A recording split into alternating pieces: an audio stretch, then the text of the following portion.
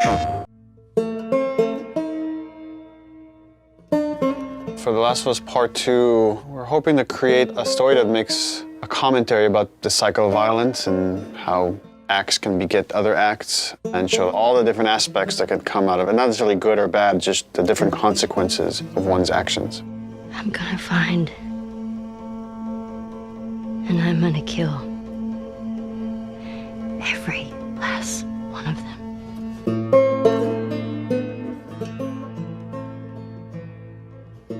I've heard a lot of people say, why make a sequel to The Last of Us? I didn't even hear the full pitch of the game, but just like the outline of what Neil was wanting to do with this game, I realized, oh, this is something we have to make. This isn't even an option. There's absolutely more to do here.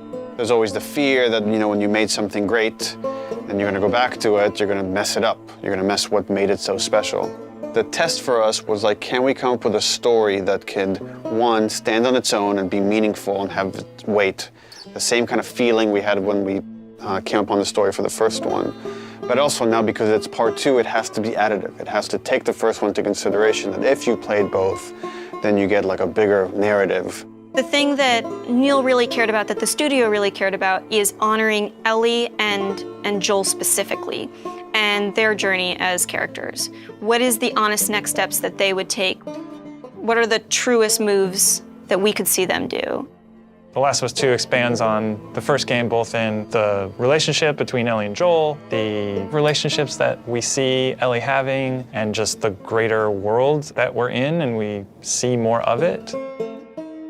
It's a genre story about this infection that turns people into these crazy monster-like humanoids. The core of it is about these really intimate, intense relationships.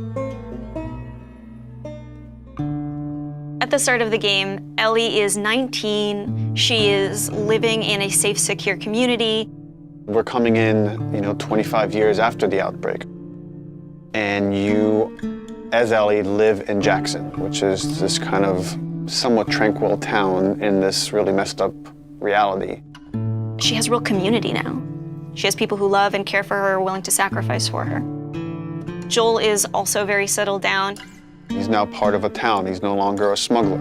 Actually, the town relies on this guy that is a very capable killer, and that's something these towns and this world need. Dina, where are you? And then Jackson and Ellie are shaken by a violent event. It really changes Ellie's day-to-day life, and now just living is no longer enough. Like, there's these people that have wronged her, and she wants retribution. And you as a player are gonna want retribution for what these people have done.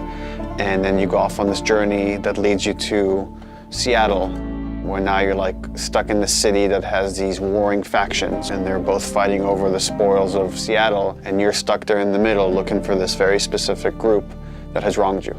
And that's the concept of the story. And then it takes you on all sorts of twists and turns in Naughty Dog fashion. I know even within the studio, we've had a lot of philosophical arguments about some of the events and what happens in the game, and I think in this one might be more divisive than the first game in a very kind of exciting way that I think it raises those interesting philosophical questions and asks the players to interpret some of the material that's there and see where they stand on those questions.